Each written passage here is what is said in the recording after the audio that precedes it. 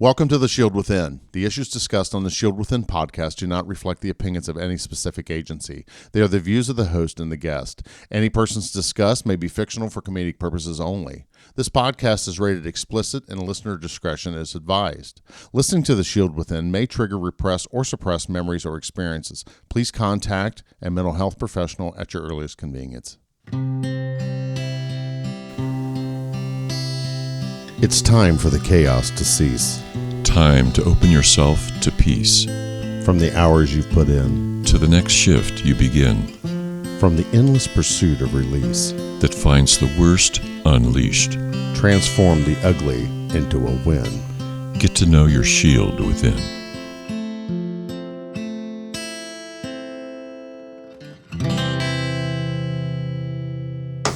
Welcome to the Shield Within. I'm your host, solo today, Marc the Cop. With me, I have the legendary Sergeant Eric. Hello. There we go. And the next legend in the room is Sergeant Chris, that you some may know. Well, maybe. I don't know about what. I think if everyone's worked in kind of the Dayton area, a lot of people shouldn't be familiar with the three of us in one form or another. Probably. Which is cool. And then I like to call this our Sergeants episode. So all three of us are stripes. And what I've been looking forward to doing is kind of an idea that I've had rattling around in my head is about doing what's great about being a sergeant. And if you're a patrol officer and you're thinking about, hey man, I want to take the test, or worse yet, I'm on a good shift and I don't want to take the sergeant's test. I encourage everyone to try and go to that next level. Would you agree with that, Eric? Did I what? Would you agree? Oh, yeah, absolutely. Unless you're an idiot. There's some idiots that don't need to be sergeants. I'm not sure I would say I'd encourage everyone. I'll tell you. If you're an idiot, I'll tell you. You'll know. It's not going to be a secret. Yeah, you're a dumbass. Well, and you're right. There's not everyone is equipped to be the man. But I always like, the whole Ric Flair thing. You got to beat the man to be the man. So it's a testing process. Where I was at, it was involved to get in there. But before we do that, we got to do some business. Go for it. We always got to do the business. Did you know that, Chris? Oh, hell. Yeah. So Facebook, /The Shield Within. We know you old bastards are all on Facebook. So stop by, give us a like. You can also swing by www.theshieldwithin.com. If you've got that extra $5 laying around a month and you want to throw it at something other than Shecky stealing it from you and you forget to lock your doors, you can give it to Patreon. Patreon /The Shield Within. That's it. Well, that was quick and easy. That's the business. That's the business, and I don't like talking commercials too much. However, if you go to the Shield Within and you're in need, you can always talk to Dr. David himself. Just hit the coaching button or go to lessonslearnedcoaching.com. David is a life coach now. He's spent 40 years in mental health. I think he's all over the United States. He's telehelp. And just a great, easy dude to talk to. Oh, isn't he great? Mm-hmm. Yeah, fantastic. Most people just listen to the Shield Within, just listen to him. They're like, Mark, would you shut up? Jesus Christ. I think it's the voice. I said that the last time we were here. Yeah, I always tell him the same thing. Then do some AMSR. Was that what it is? AMSR. Oh, yeah. Have David describe how he makes the bed or something. I'm doing the dishes. I tell him whenever I get my book done, I'm going to have him read it. Oh yeah. Yeah. Has he ever done any voiceover work?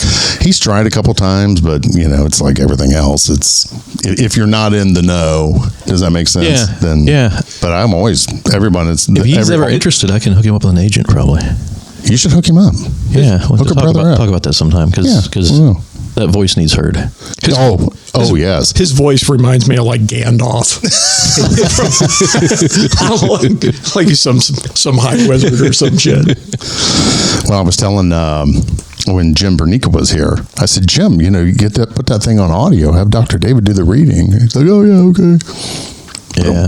And then that was nothing. But anyway, sergeants. I was on the job. I guess I'll get started. When I was an officer, so I started in 2001. I was a part-time guy for like 10 years. My wife's like, you need to go full time. I'm like, oh, I'm having fun, like an idiot. So I was a $1 a year guy. My joke used to be, I don't watch Cops on Saturday night. I go play cop on Saturday night. But let's see if this works. Nope. Oh, wait a minute. Here we go. Fair enough. Got to turn it up first. Anyway. But so I finally went full time. Tip City was my first hitch there. I was there, I think I was there a good 5 years. I was just able to qualify because we had to be 5 years on the job before you could take the sergeant's exam. I know some agencies are 3 years or whichever else, but first time through, I didn't really take it serious because there was a big test. But the test was only for like 25% of the score. And then like the oral interview, with amongst the other officers was only worth 10%. And the balance of it was the assessment center. And I didn't really understand an assessment center and what it did. So, I thought, wow, the test isn't much, so I didn't really study for it. But unfortunately, when in that first series, when I went through, it got down to tenths of a point is what separated us, and it was a fucking test score that split it all up. So out of, I think there was 5 candidates, I was 3, and they were promoting 2, and I was like, should have worked a little harder. How do they do it at your agency? We didn't do an assessment center, and it's been different a couple of different times. When I promoted, we did just a test and interview. The written test was garbage, to be quite honest. I mean, I did great on it, but it was clearly it covered some kind of administrative leadership stuff, but a lot of it was kind of basically like a test you'd take as a road cop. There's nothing really super, like I thought it should be more leadership management oriented. There's a big word. It did have some of that in there, but not like I thought it should. And then the interview was just with like personnel director and chief and somebody else that I remember who. And then they had the canned questions. No, it was free flowing. Oh, really? Which I much prefer, and as an interviewer, I much prefer that. The most recent process we did where I was in the interviews, we had the canned questions, and I hate that. I feel like my job as an interviewer, because I do the interviews, like for the last 20 years, I've interviewed cops coming into, right, and I feel like my job as an interviewer is to get to know you. And I can't do that if I'm reading question 4 because it's your turn to read question 5 and his turn to read question 6. Right. I need to have a conversation with you. So I very much prefer that kind of free-flowing interview process. I understand. Now, can we talk about where you work? Sure, I don't give a shit. Okay. Well, but just we can talk about where you worked, right? Yep. See, I'm from a small city, which Tip City in Miami County, and Eric, you're from Inglewood, which is a what's the also a population? small city just north of Dayton suburb. Yeah, what's the population there? Right about 14,000. Oh, we're about the same. Yeah, real Tip's similar. 10,000, you're 14,000, and I work for the state highway. What's the population there? Right around 11.5 million, but give or take. he's out there on the big road, which is what Mr. Hat used to tell us all the time. What are you doing out here on the big road there at Tip City? V. Witcher used to bust my balls like no other. Good old V. There are some legendary people in the Highway Patrol. V And is he's one of them. Yep. Famous or infamous, depending on how you look at it. V's a good dude. V's funny as hell. Yeah, he would give me the hell all the time too. What are you doing out here in the big road? Did you got a barking dog complaint you got to take care of? Anyway, so this, you said the next time around, or continue on. Just the most recent one we did was very, here's the questions. Like the chief gave us the questions, and you're just going to we'll go around, we'll ask these questions. I don't, and I understand the need for it, and that comes from the personnel side of things, and the freaking, good old HR worried that somebody's going to ask something wrong, or everything has to be, because it's graded, it has to be the same question, so you can grade the same. I understand that, right? But I just feel like I don't get a chance to know the candidate as well if I can't kind of play along with what they're giving me, Right. dig where I need to, and that kind of stuff. Are you the senior sergeant there? Yeah, I'm the senior everything there, man. I've been there longer than the damn chief. I'm just senior. I mean, being there longer than the chief, senior as fuck. Back early, I think in all of our, because we're all about the same age. Oh, yeah. You know, that was a thing that the chiefs were there forever. Well, now most chiefs are what, 3 years, 5 years, 6 years, I think the average and then is they're about out. 3 or 4 years, and then move on to better pastures. Yeah. I talked to one of our superintendents, and his point for if you're going to run the highway patrol, you have to be able to walk out at any time. He said that he would never tell anybody to take that position if you weren't willing to walk out on any given day. No shit. My first police chief told me the same thing because I wanted to be a chief at that point, and I got smarter. But he said, Eric, don't. It was Mike Dickey. I don't know if you ever knew Mike. Knew of him. Great dude. But Mike said, Eric, don't ever take a chief's job until you are financially at a place where you can just quit on a moment's notice and walk off. And That's great advice. I've never heard that before. yeah. Because I had a little chiefitis there for a while, and the famous, or infamous, I like to say, dictionary for Ron Hess. Does everybody know Ron? Oh, yeah. Yeah. Everybody knows Ron Hess. Yep.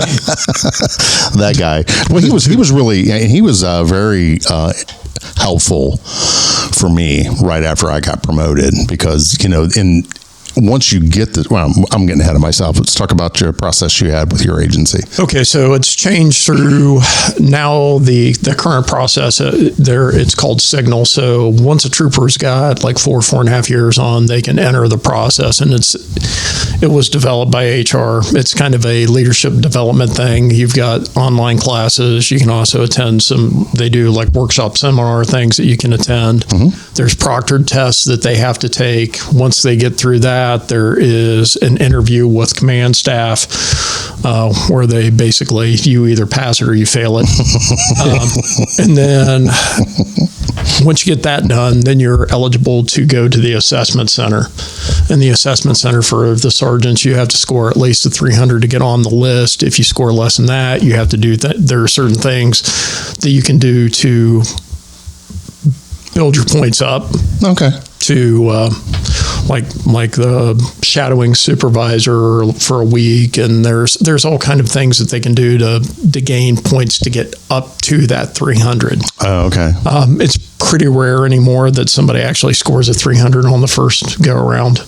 Like it's not, that's just not common. So the 300, that involves testing or just overall, that's an aggregate score? The 300 is basically when you leave, when your assessors score you at the assessment center, because it's scored, used to be 1 to 5, now it's 100 to 500, so I really don't know what the difference is. It's 1 to 5 essentially. You just add a 0 to make it sound good, right? But now instead of a 3.73, you can be a 3.73. I guess that's supposed to make you feel better. Oh, all right. You know, why not? Difference between 3.5 and 5, you know, it can be a big deal. So, and then once they are on the list, then they can enter their geographic preferences and that kind of stuff. And there's a commander's eval that has to be done. And there's a little bit of that's where management gets to kind of play a little bit of a game of pick and choose, because they score people based on there's like 6 different criteria between like leadership, your report writing, and all this other stuff.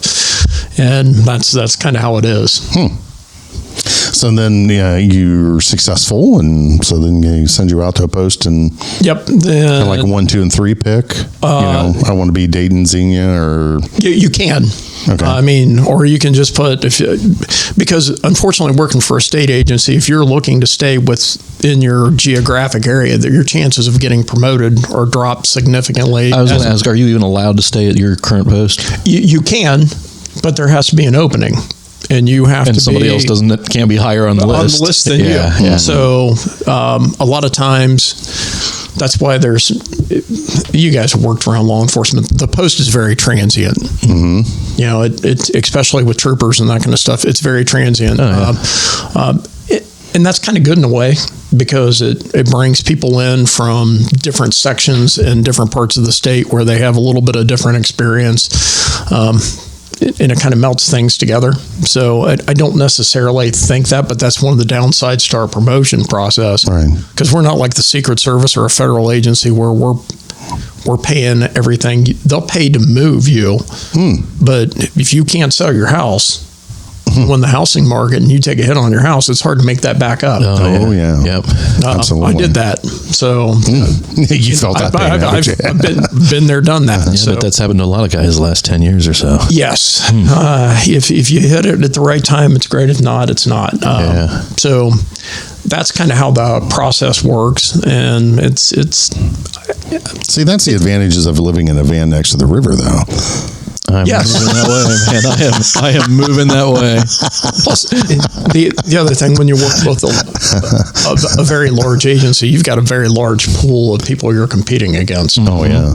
That's Well, and I think we can all wholesalely agree the sergeant's position is the hardest job to get, I think, because you have so much competition.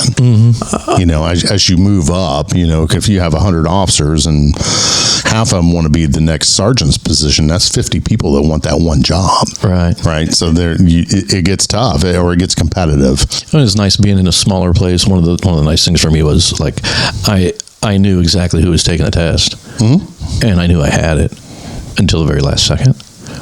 When Mike Lang grabbed me in the locker room and goes, "Hey, I think I'm going to take the test after all," and I went, "Oh, You fuck, bastard."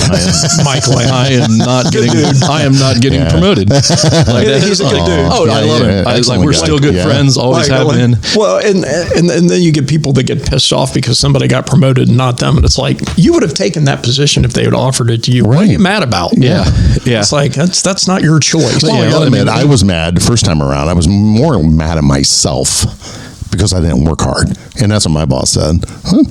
Mark, I don't want to sound real cavalier, but you should have fucking studied more. He said, you know, why have a process if you're not going to abide by the process? And I always remember that. He's like, oh, yeah, I spent a lot of time and money. And that's how we ended up with Tom Davidson here in Tip City. It was because he was with Bowling Green. Right. And they have the rule of three or whatever that bullshit is that the top three candidates, the chief can pick any of them. And it doesn't matter what the score is. As long as you're in the top three, then you win. And he saw that happen a couple of times. And then he didn't get selected for, I think it's the captain's job. He's like, you know what? Fuck you guys.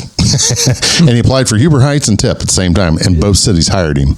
And he selected to stay with Tip. He said it was the best decision ever made. So the promotion system with the highway patrol from like trooper to sergeant and then sergeant to lieutenant are it's very regimented as far as there's a written promotional test, there's an assessment center and that kind of stuff. Once you get above lieutenant, then it becomes a lot more political.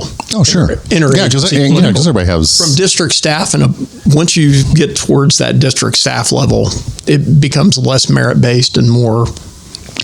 Well, but I think in those positions... and I get it. But you're not doing the job anymore. No.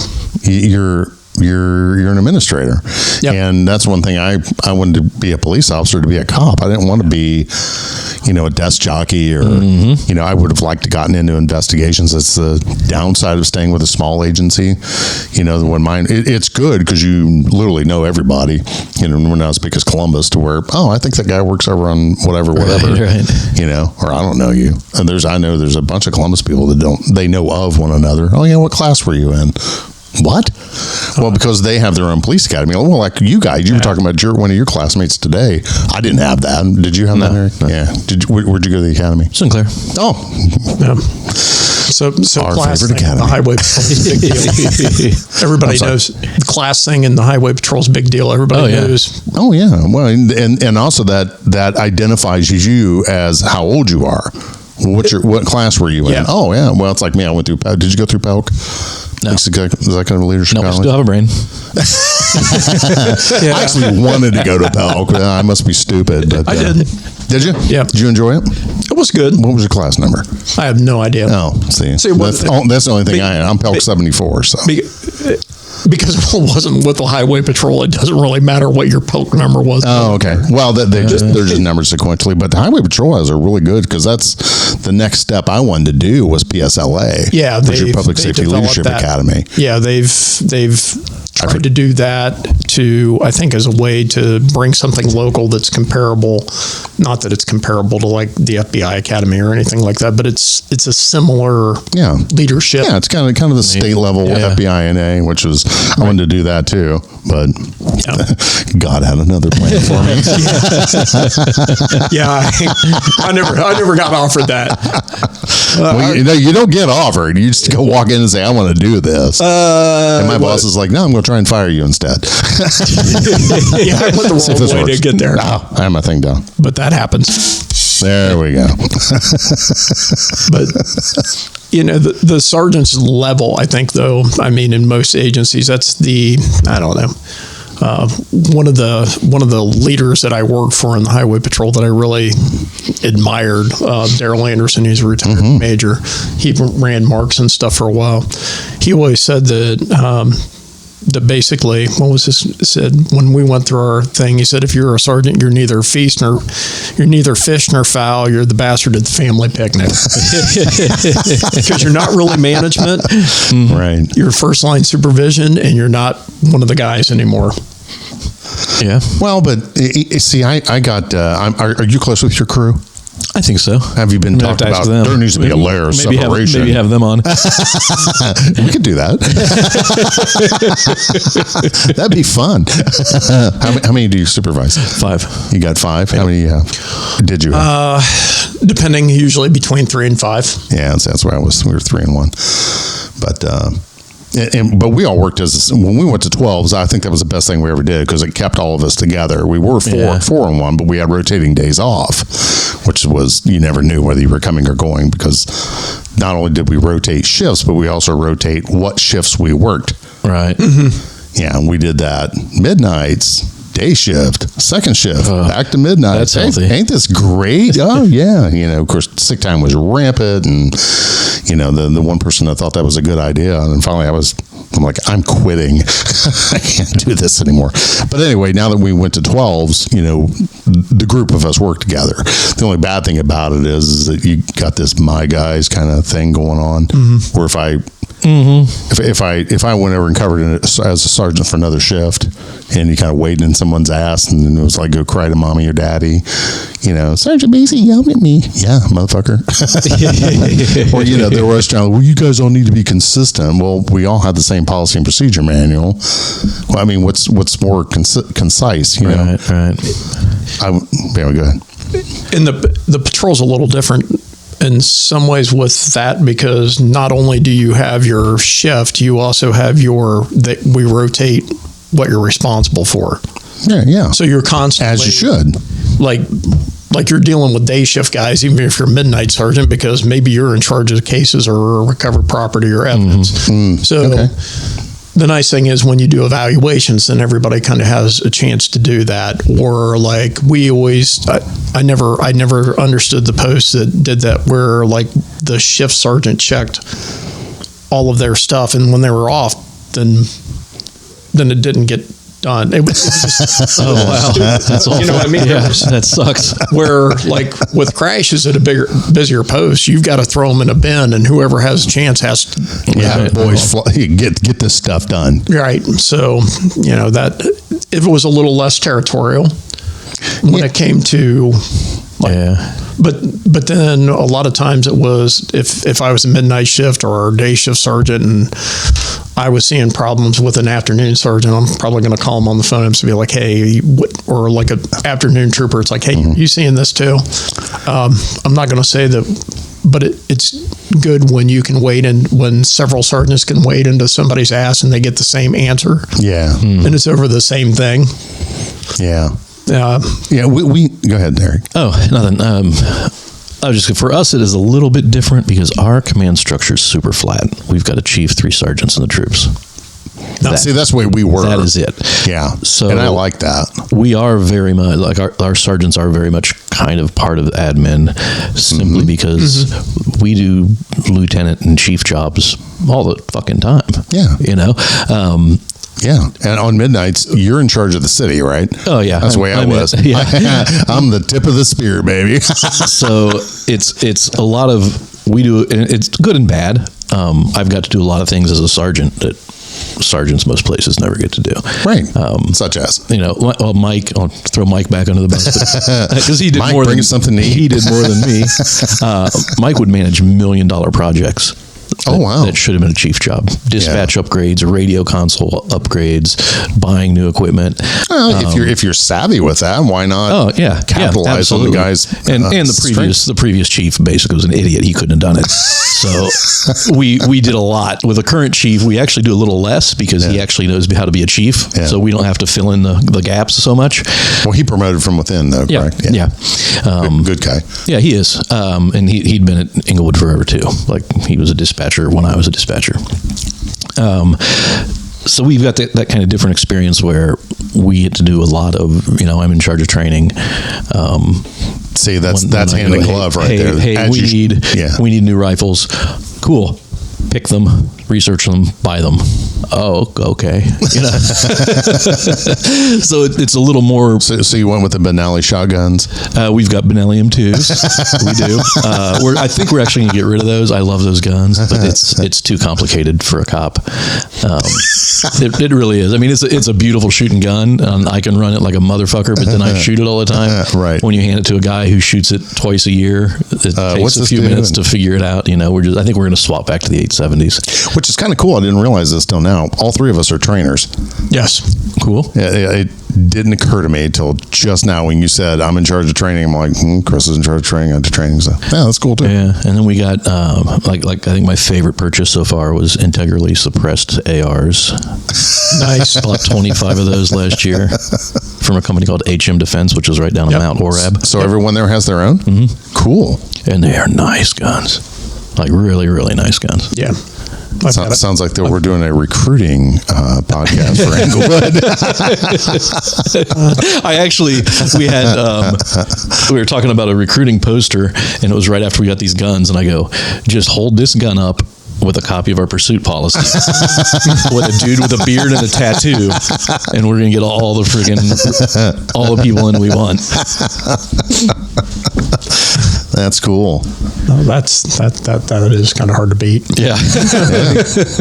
I'm not gonna lie. I got nothing.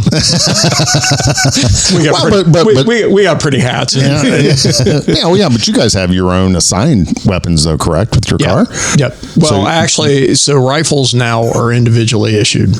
Correct. So as they should be, because if you're sighting a rifle in, and that was always my argument with my former agency is like, okay, we had 5, we had bought one rifle per car, but if you shot it last and it's set up for you, and I'm a little cross-eyed. Yeah, exactly. I mean, and then they wanted to put optics on them. I said, why don't you just allow us to carry our own fucking guns?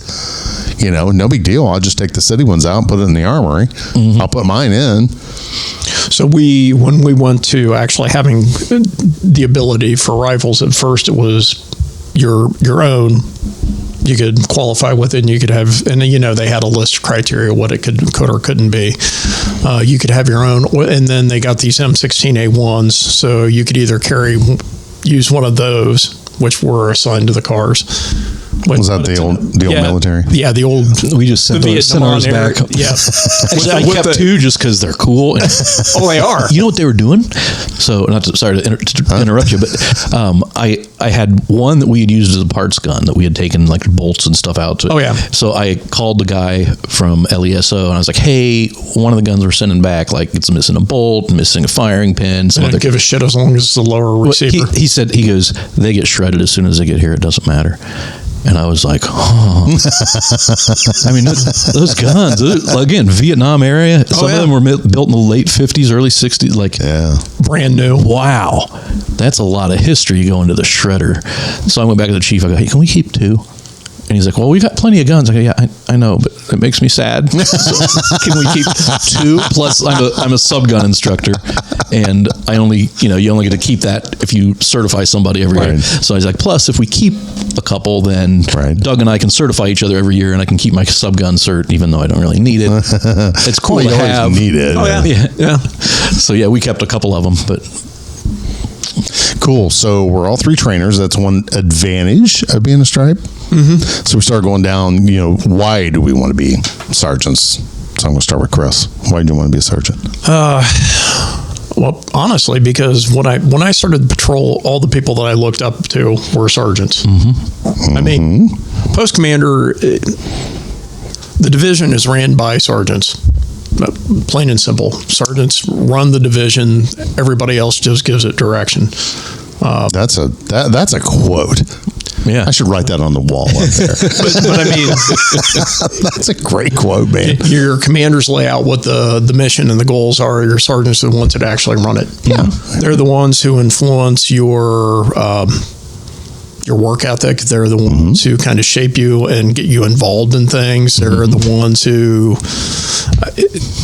of course, when we came on, like the guys, two of the sergeants at Lima had over 30 years. One of them was the perfect example of not what to be when you're a senior sergeant. Yeah. He was that perfect retired on duty, lazy as hell, did nothing.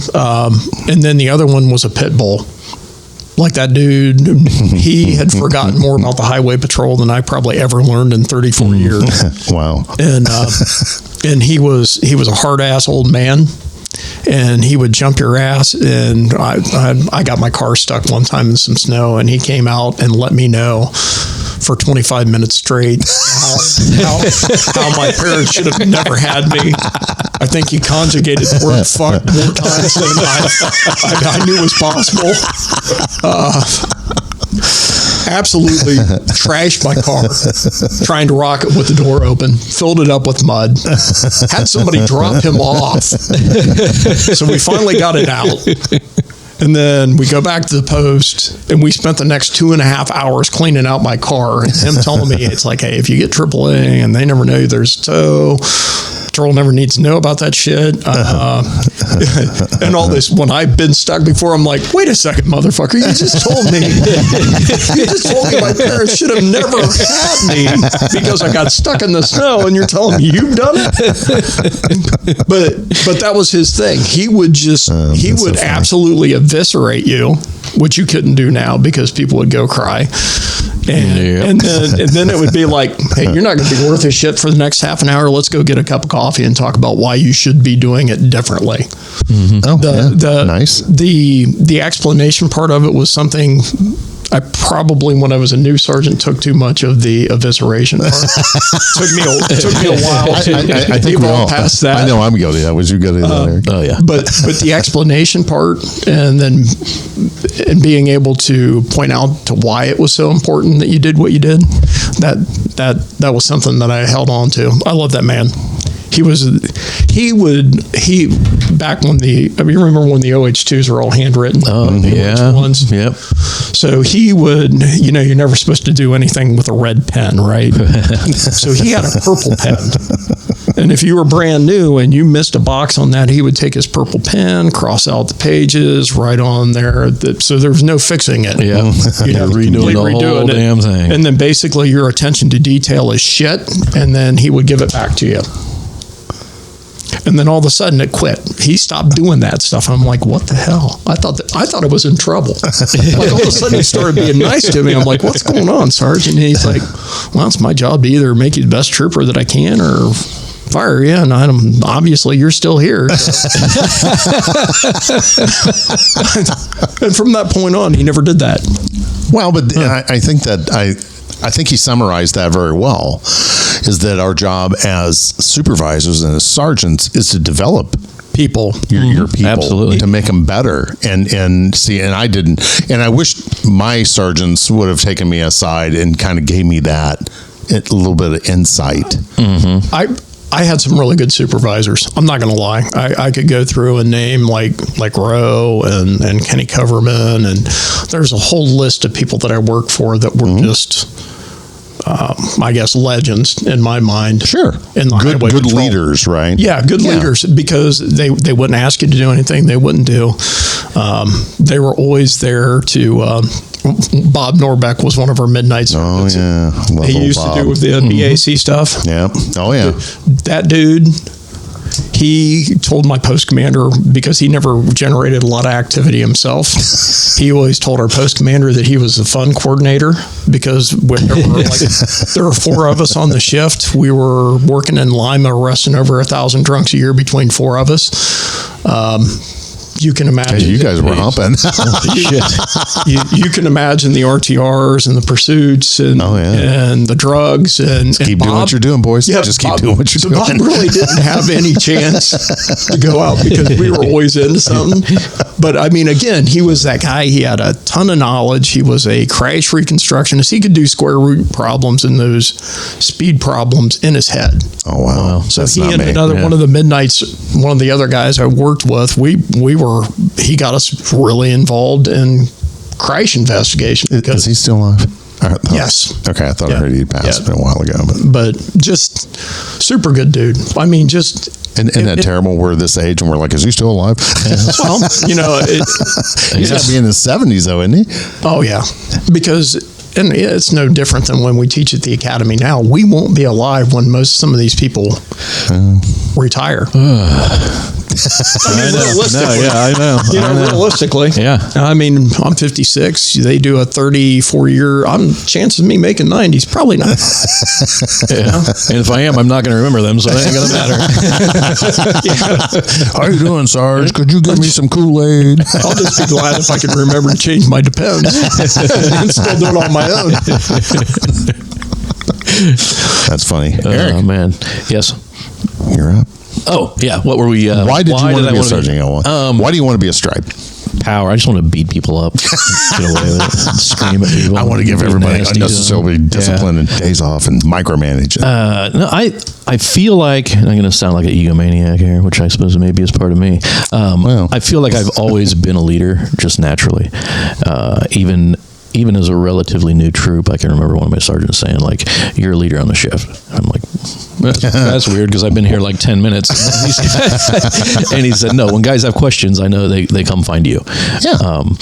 And I quickly realized I wanted to be in a position to influence the agency for the better, and bring guys along. Like you said, help grow them into good cops. One of the things I hate about some supervisors is when they get that kind of small-minded insecurity of not wanting people smarter than them around them. Oh God, that drives me nuts. And I hate when I see it. And they throw up roadblocks. And I saw that as a cop with a couple sergeants. That man, this guy is fucking brilliant. Leave him alone and let him do his thing. Or better yet, fix him when he's wrong, because he will be. But he's also fucking brilliant. Yes, and he's got great ideas, and he works hard. Develop that in him. Show him off. Don't try to hide him because you think it makes you look bad. It makes you look good if your guys do good. So I went into it right away with that idea that if my guys do good, I'm doing good. And I still, one of my favorite shifts I ever had, I remember one night walking out of my office at roll call time, and I'm like, I'm looking at 5 motherfuckers that are smarter than me. This is an easy day. This is a fucking easy day right here. Hell yeah. Every one of these guys is brighter than I am. Fuck yeah, let's go hit the road, guys. Yeah. Everyone's had that crew. Everybody had that crew, the dream crew. And I've always had good crews, Yeah. And like right now I've got a good batch of guys. But I think that was probably my biggest one when it came to being a sergeant, was to be able to encourage guys where I didn't see that I had encouragement sometimes, and bring guys up through the ranks, prepare them to be sergeants, or realistically in a place like us, not everybody's going to get to be a sergeant. Right. Because we got 3 fucking sergeants, and once you get it, you're there till you die. Because we don't promote up, there's no lieutenants or captains or assistant chiefs right now. So you're a sergeant unless you're going to be a chief somewhere else or go somewhere else. You're a sergeant forever at Inglewood. So there aren't a lot of those opportunities.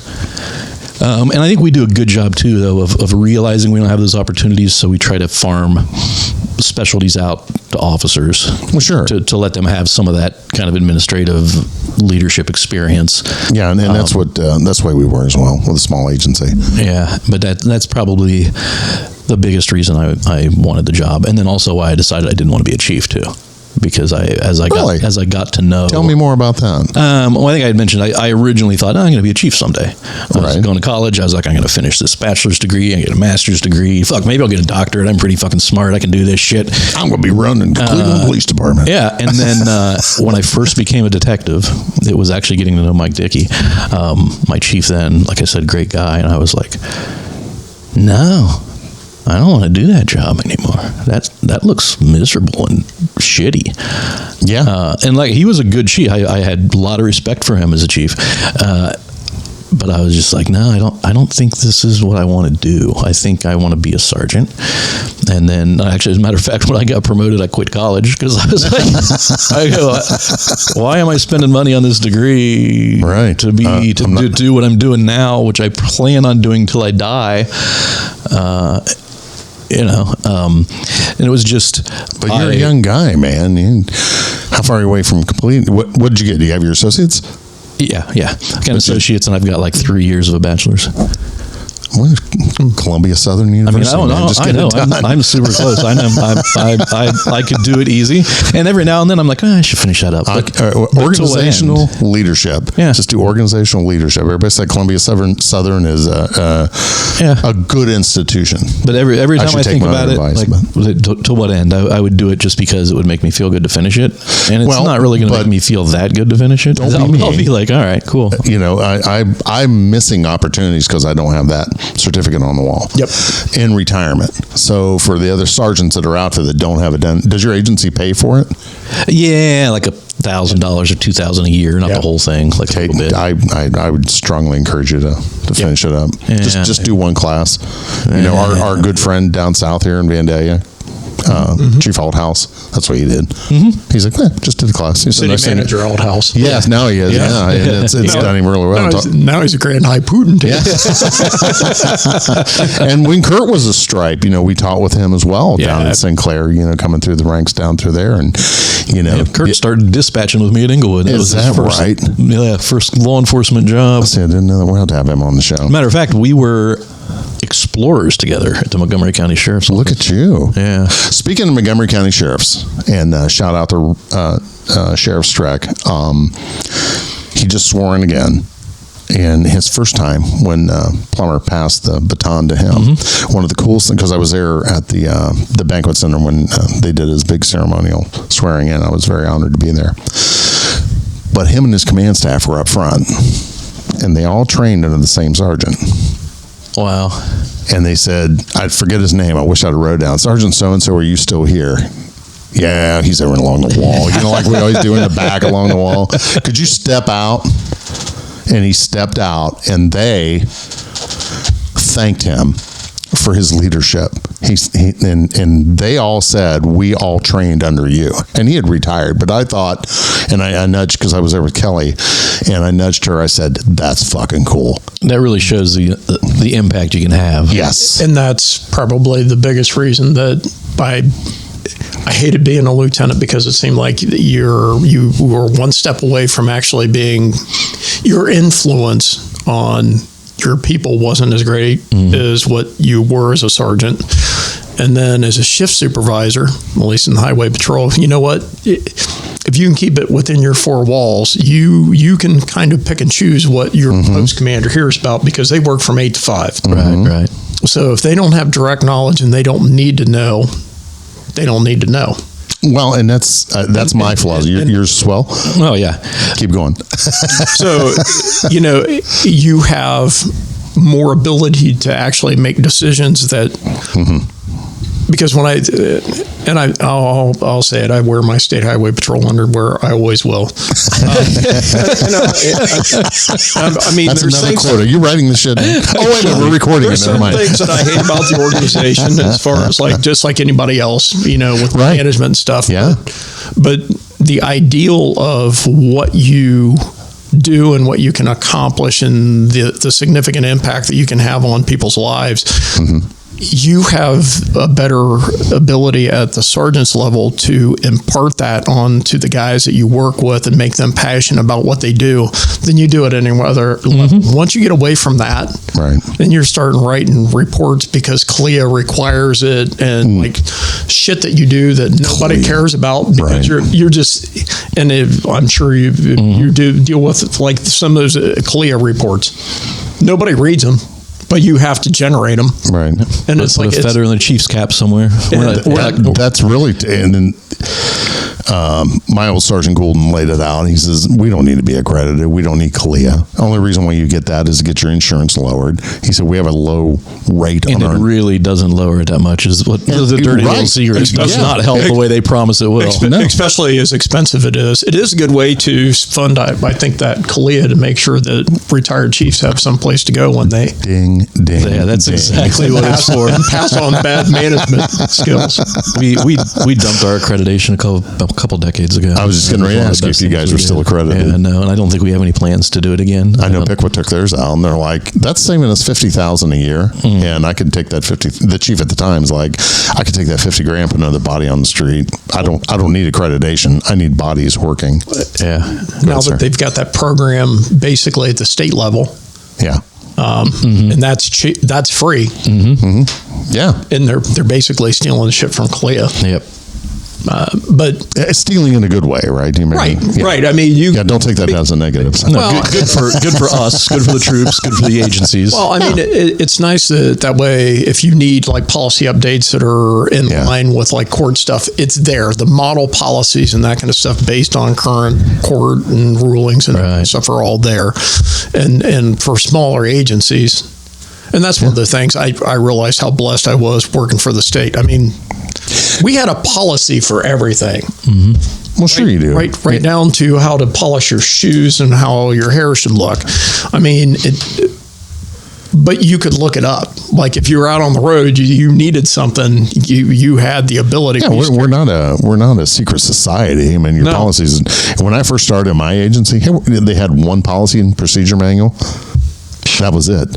And it was locked in the chief's office, so you never knew what the policies was. And I thought, to me, that was like outrageous. But then my chief, him and I were talking one day, and he's like, it's kind of all right for it to be ambiguous. It's really in your advantage. And I said, oh, okay. He said, because if you write too much down, then there's more we can go back and hang you on. So like our pursuit policy, I mean, it was like 4 sentences, and that was it. You shall pursue all OVI drivers. And I'm like, it's on. Why'd you chase him? I thought he was drunk. I wrote what I'm still convinced is the best pursuit policy Inglewood's ever had. Did you? You have to send it to me. It started with the phrase, "It is the policy of the Inglewood Police Department to pursue and capture violators of the law." And I was like, that's like the basis of all police throw work, down the gauntlet, fuck you. That's our pursuit policy. And then, then it went into detail from there. Right. But that came about because we had the typical no pursuit, very restrictive pursuit policy. But we had a chief who liked us catching bad guys. I remember those days. And we would routinely chase cars, and he wouldn't discipline anybody. Well, and it was actually, we were in a staff meeting, and Mike Lang had gotten into a pursuit, and it was a good pursuit, clearly in violation of policy. Sorry, Mike, going to throw you under the bus. And we sat in the staff meeting, and she's like, well, Mike's pursuit. And I go, I'd write him up. And everybody in the room gets hushed. And I go, look, we got a policy we ignore. We can't do that. We have to follow our policies. Now, the dirty little secret is we write the fucking policy. So if we want to chase cars, we need to write a policy that says we're going to chase cars, and then we're golden.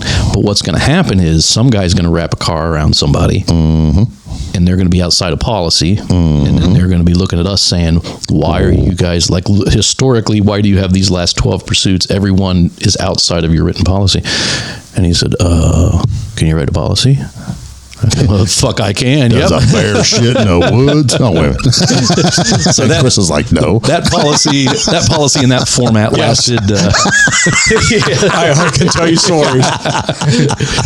close to a decade that policy in that form lasted, and then I remember those days. I think it was when we jumped on with Lexi Pole that it got.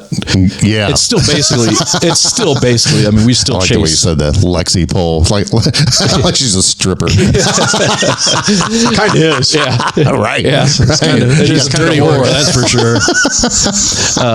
So the policy is still pretty much the same, just Right.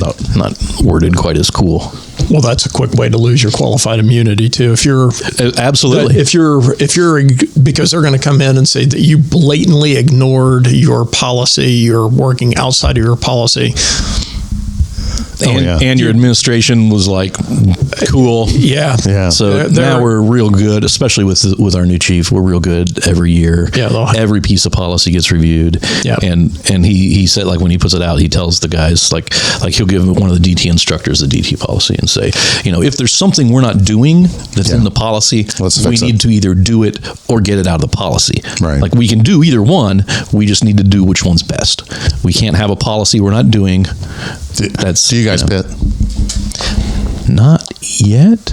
Well, okay, here's the thing. It's in our policy we can, but we've only got one guy, Drew. That's trained. One guy that's trained. Yeah. So we're actually working on, I just asked him the other day, we were talking about our driving training this year, and I go, what is it going to take to get these guys pit certified? Because come see me at the state. that's basically what it came down to. Come on over. I think because we talked about it in the staff meeting. If you're going to do it now, because classes are almost full. Yeah. If you're going to sneak somebody, I think over, we're going to try and start getting in one or two cops every year till we can get people through it, because like I said, if we're going to keep chasing people, and our policy allows it, we're taking a tool away probably the best tool to stop a pursuit right now. So. I love what and we're really down rabbit hole, but I like what the Florida State Police Superintendent. That was a mouthful, but he's like, "Fuck them! You run, we're going to chase you. You don't stop, we're going to pitch you at any speed, even if you're on a motorcycle." Yes. Oh, wow! So I know everybody's going to come in. What about Arkansas? We love you guys at Arkansas, but tighten it up, guys. Good Lord, you make some great TV, but start making better decisions, guys. But there again, you were laughing about the sign I have in front of my house. Fuck around, find out. And what a lot of people don't understand, and I've been a pit instructor since I think the state of Ohio embraced it. I think I started pitting in 2007.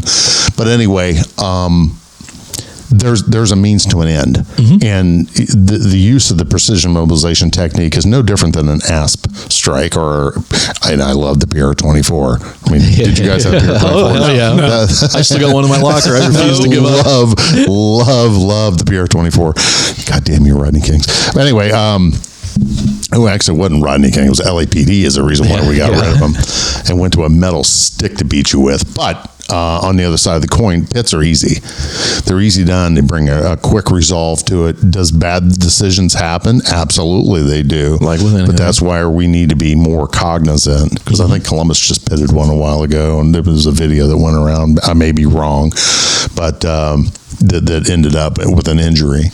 So, but at any time, stop. Yeah. They can stop. It's like all these Kia guys, let's go steal cars and run from the cops. Like with the one that I had, they didn't expect me to pit him. Right. Fuck around, find out. Yep.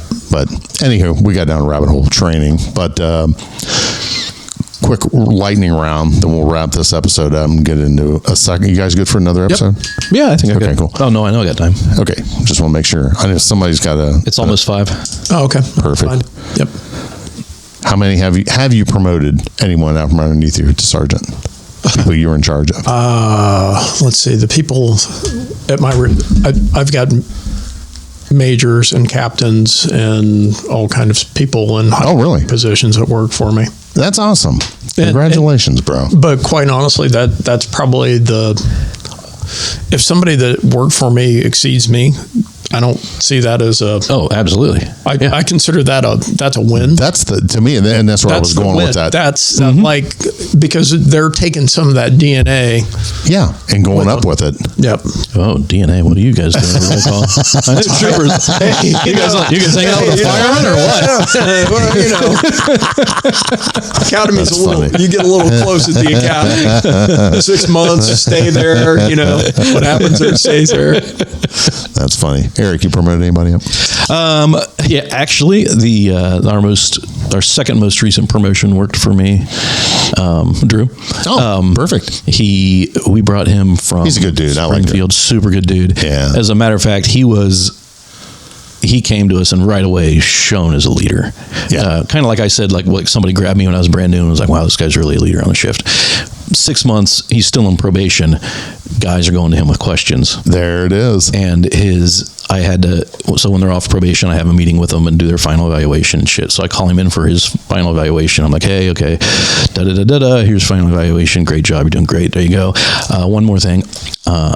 We have acting supervisors when sergeant is on. That's what we call them. We call OICs. Yeah, that's like what we most have. places call them OICs, but we have acting supervisors. So I get done with his final evaluation, tell him he's doing fine, and I go, one more thing, I need an acting supervisor, and I want it to be you. And he's like, holy shit, dude, I've only been here a year. And I go, yeah, but that's he had a bunch of he brought a lot to the table. Let's put it to you that way. That's the impression you made. Yeah. And he was like, all right. And then did great in that role. And I think he's 6 years he's been with us, and that's very fast for us to promote somebody. Yeah, but I tell you what, during that last driver's training, because we do a group driver's training here in the Montgomery County area, and man, he was there like 24/7. I'm like, dude, because I helped out another agency that borders you, and I'm like, bro, come on, man. I said, were you here all night? Oh yeah, well, just getting it done, man. Makes it easier. And what I always told the guys is, you're going to make some mad overtime as a driving instructor, but admin loves it if you do like an overnight gig, because that's what we did. We did like 8 to 4, and then I came back from like 10p to 2a. Yep. Which, if I'd have been smart, I should have just came in at 4 a.m. and got the midnight guys, and then went home at 2 o'clock. But or right when second shift came in. Anyway, long story longer. Good guy. The only drawback to promoting one of your guys is I lost one of my best guys. Like he promoted, and I walked into his office that first day, and I was like, "Fuck, dude, I miss you." And shit, do you want to give up your stripes and come back to the shift? Because shit, I had the same thing. My relief sergeant, call him Nick the Cop. I think he's been on here. Anyway, if not, he was on the other show I was on, but.